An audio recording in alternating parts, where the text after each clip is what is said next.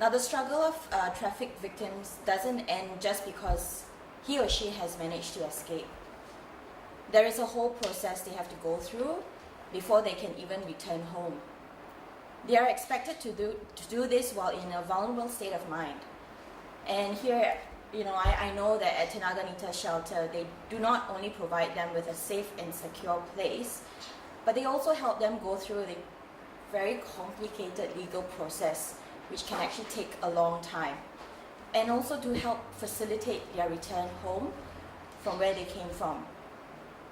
And all of which contributes to an individual regaining the pieces of dignity that they have lost, and restoring their faith in society as a whole. The impact that the shelter has on these victims isn't temporary.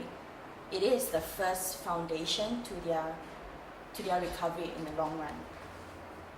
So this was actually a very easy decision for me when I decided to run for a cause, and when I found out Tenaganita shelter had lost their core funding. It was quite easy to just say, right, you know what, I'm going to run for them. The whole experience has been a very humbling one, with the amount of people coming forward to pledge and donate, something I did not expect. Even deciding to put 10,000 as a target was huge. I didn't think that we would actually be able to reach that amount.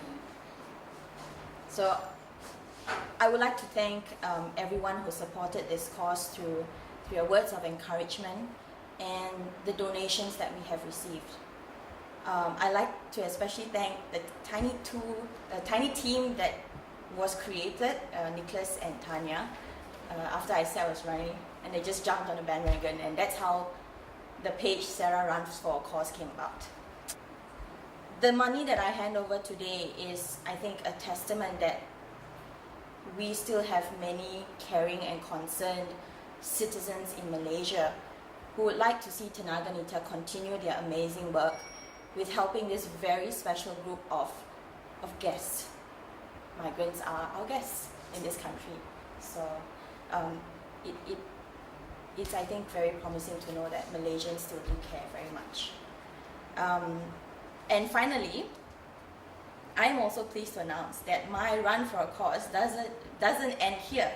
Today, I like to pass on the baton, or this little ribbon on my head, to Christina To. She contacted me after my run and has informed me that she would also like to continue the effort to run for a cause. Okay, myself, I started, how I come across with Tenagnita was, I was actually assigned by the bar to complete my 14 days legal aid work with Tenaganita. And it's such an eye-opening experience. I'm always very, very happy and very energized by the amount of effort, the amount of dedication that every staff here towards what they are doing is fantastic. It's really fantastic. So when I see this, when just come into this random talk with one of the Tenagnita staff about this running for a cause, and instantly I was like, hey, why don't pass the baton to me? And yep, here I am today. And the next run that I will be running will be the Penang Bridge International Marathon. I am making a suicidal attempt for... I'm going for the full marathon, which is 42.195 kilometers. I hope I still come back in one piece. And yes, I hope that my participation and receiving this baton can help Tenaganita in their continuous effort in promoting human rights and equality for all. There is a shelter, and victims of human trafficking are increasing by days, and they're getting younger by days. And therefore, the shelter is of importance, right? As well as the continuous effort by Tenaganita and by people like Sarah and Christine and the public, the young people who can take on these initiatives.